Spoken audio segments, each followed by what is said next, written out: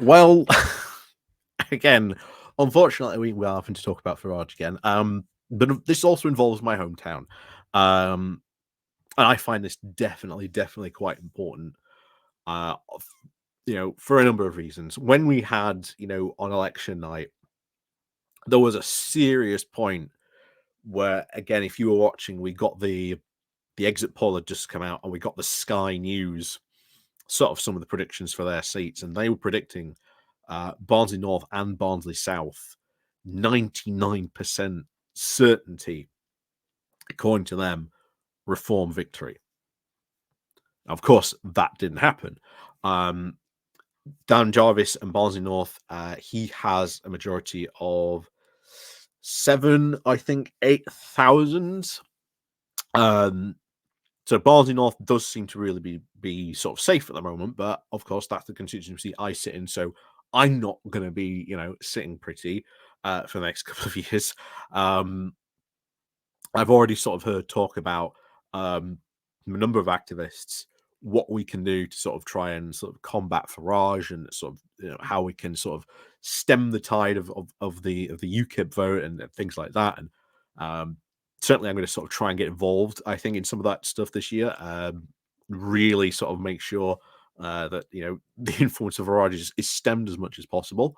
The obviously bigger worry, I think, is more Barnsley South. Stephanie Peacock, she won, and her majority, I believe, was 4,000, I think, on that. Reform came there second with about 33% or so of the vote. So, a bit more worrying for Barnsley South. But the last thing this town needs is honestly a couple of Reform MPs wandering around. So ultimately, really, I think me, and I think certainly others certainly do feel that way, that we want to really sort of make sure that that doesn't happen. Certainly we want to make sure of that. Obviously, a lot of that will require a lot of time and effort from Labour government. As I said multiple times before, when we talk about this, changes are going to happen overnight. Starmer said it himself. He can't just flick a switch and make things better. It is going to take time. I certainly, others are believe. I certainly am willing to give him that time. I think we will now start to see things go in the right direction. I think we've now got a cabinet of grown-ups who are going to sort of take things in a more pragmatic, and a lot better manner than we've really had for the past 14 years. Now, of course, we still have to deal with Farage, regardless whether we like it or not. That's just a fact. Especially anyone, certainly in my town, in politics, is going to have to deal with for the next couple of years. Barnsley was heavily targeted, not only by Farage this time, but the last election as well. He came to visit at least 2 or 3 times from at least what I know. Of course, someone threw a rock at him from not from this town, believe it or not. They were from Chesterfield. Barnsley, great place to visit. But yeah, so yeah, it is kind of important. It is interesting to sort of see this, and of course, this actually came up in an article about this in the Guardian.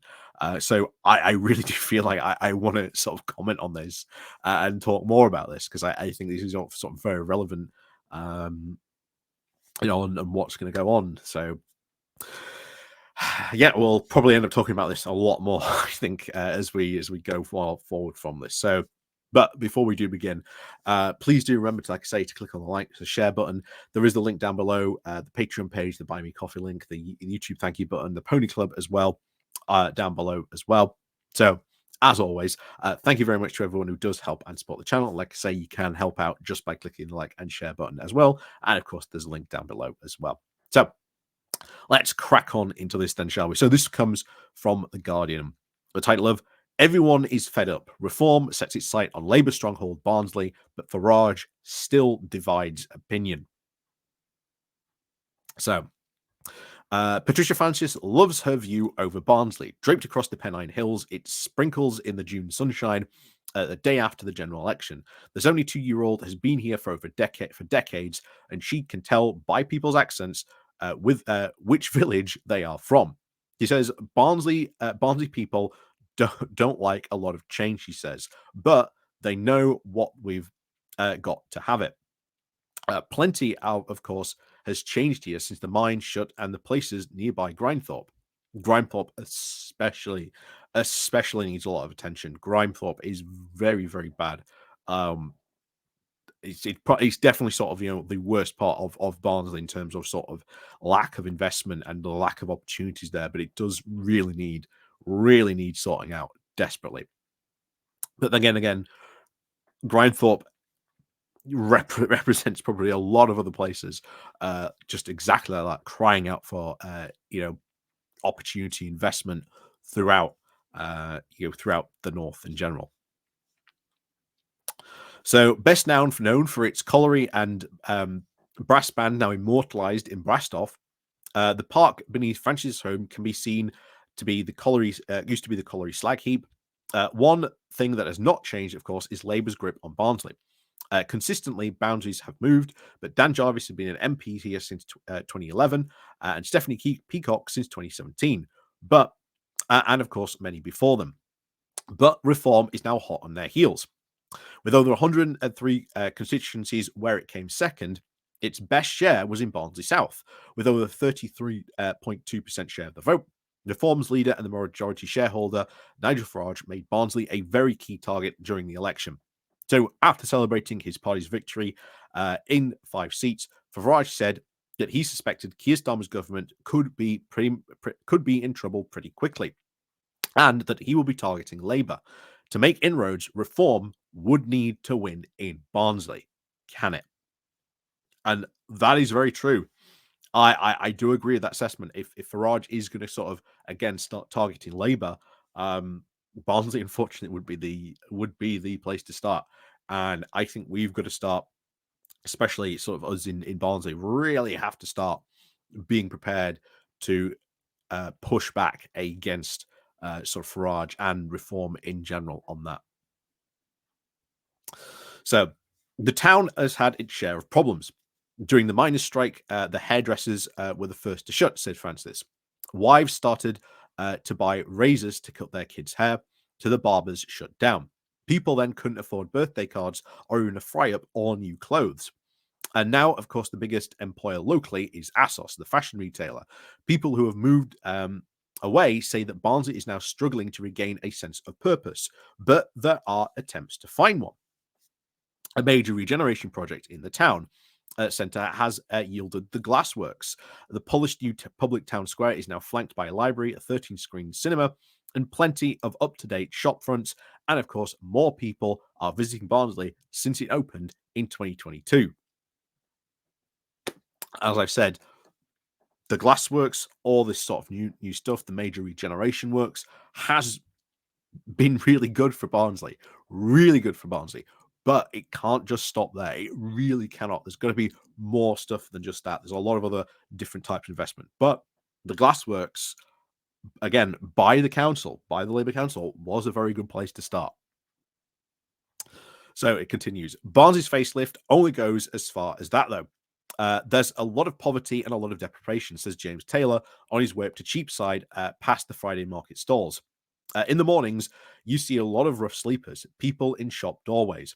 The retail postal worker and the cricket fan voted Labour, and like many Labour voters here, he doesn't like Farage. Many of those who do are typically shy Barnsley folk, saying, "Oh, I'm not allowed to talk to you," says one woman running a stall in Cheapside. She did say that she did vote for reform, but she won't say why. We don't have freedom of speech anymore. What does she mean? She shakes her head. We're in England, aren't we?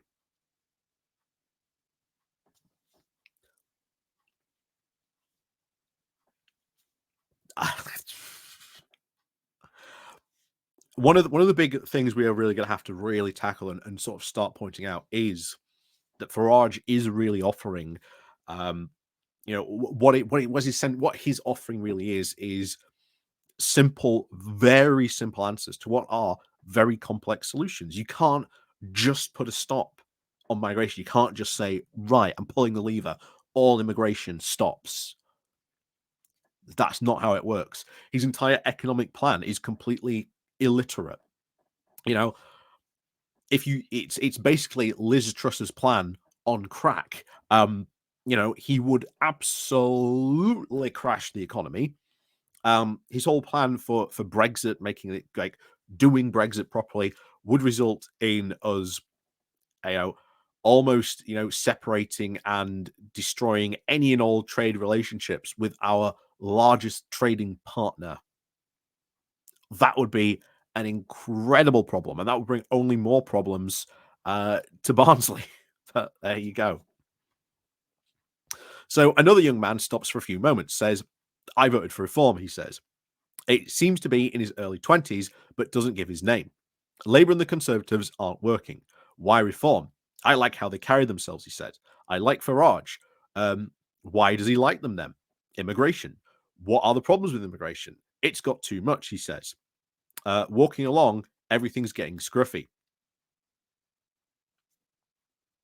Again, immigration, there's so many sort of facets when you hear people talking about immigration, and I've said this before.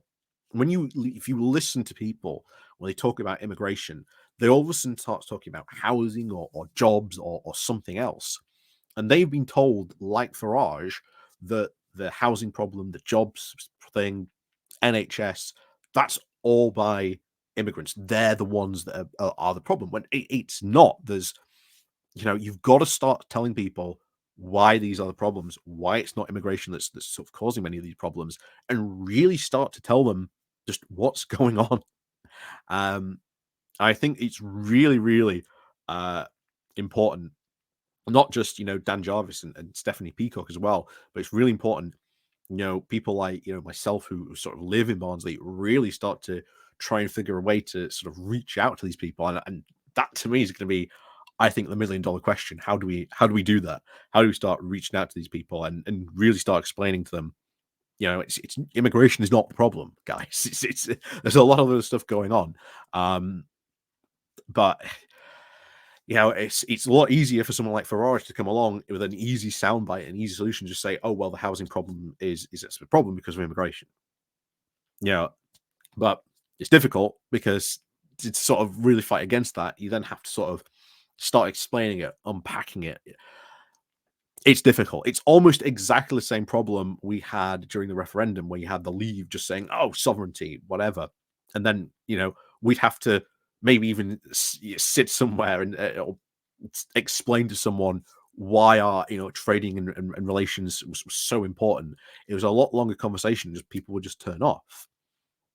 You know, it's a massive problem. I don't know what the solution is going to be to it, but we really have to start, I think, communicating a lot more on this, a lot more, and sort of really find ways to sort of do that. But onto this. But not every reform voter here was motivated by immigration. George Vedders, who used to run a local pool hall but now works in the town centre, is cynical about the two main parties, calling Labour more conservative than the Conservatives. He likes Farage because he seems to be a, quote, straight talker. Farage is anything but a straight talker, but there you go.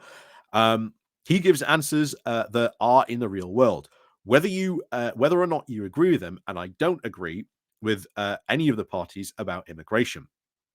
The fact that Vetters would also like to bring his foreign partner to live in the UK, but she remains overseas because he doesn't earn the £29 million required salary to the minimum income requirement for her to actually qualify for a spousal visa. But since neither the Conservatives nor Labour will help him, reform just makes as much sense.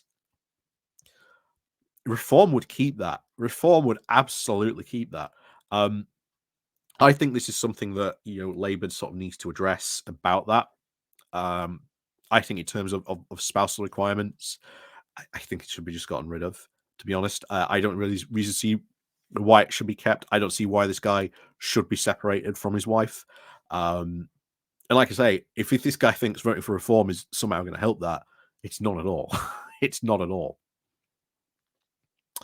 Another pro-immigration reform voter, Andy Metwell, An 18-year-old aiming to become a car mechanic says, "I think they have a lot to offer." He says, "They really don't, Andy. They really don't, Adam. Sorry, they really don't. The country and the state it is in, the cost of living crisis. I thought apart from that one issue, Nigel had a lot of good points. My personal opinion is everyone should be treated equally. We just need to get the country back on track." Farage is not the answer to get the country back on track, my friend. Farage would make the cost of living crisis infinitely worse with his economic plan that is, well, hey, it's Liz Truss on steroids. Monumentally so. Monumentally so. Meanwhile, Patricia Francis doesn't say how she voted, but everyone I've spoken to has said that I'm fed up with Labour, I'm fed up with the Conservatives, I'm voting for Nigel Farage. Many of us are now concerned about the amount of immigration, not the people who want to come and work, not the people who want to come and want to work and do work. Here's the thing: most of these immigrants do come and do that. Once again, Schrodinger's immigrant. Oh yeah, we're fine with the immigrants who come and do work. And yet, if you look at Ukraine immigration laws and the statistics, the vast amount of immigrants do come here and do work. But they're being told, oh, there's all these immigrants who don't come and work. That doesn't play out well. And you look at the statistics, the actual facts of what's going on. There you go. Anyway, Francis is now friends with a Ukrainian family who arrived over 10 years ago. She's very fond of their daughter and admires the couple's work ethic, but she believes there are other people arriving in the UK and not working, not putting into the system, but taking out. Again, you look at statistics, doesn't happen. But anyone who arrives in the UK seeking asylum is, of course, not allowed to work. And in March, over 86,000 people were waiting for a decision. Something we should absolutely address. If you are, seeking asylum, you should be allowed to work. A big part of the big asylum problem is there's just such a backlog because they're just waiting for so long. It used to be 6 months. It's now up to 2 to 3 years people are waiting, and that is a deliberate action by the Conservatives. Labour has to sort of improve that and get it to a shorter time so that backlog is dealt with. But we should also really look at, allowing, asylum seekers to work. If they are coming here and they are claiming asylum, why should we not allow them to work?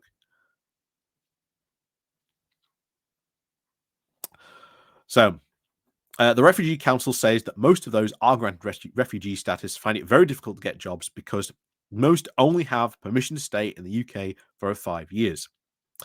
Tim Bale, the professor of Queen Mary University, is very sceptical that reform will get much further with Labour, saying, having a look at the post-election polling, it doesn't strike me that those voting Labour have much in common with reform and with regard to issues that they think are important. About 60% of reform voters have concerns about immigration, compared with just 2% of Labour voters, Bale said. I'm not sure there is much room to grab votes. And we've said it before, with the Conservatives chasing the reform vote. You are chasing a very, very small actual amount of votes in reality. They're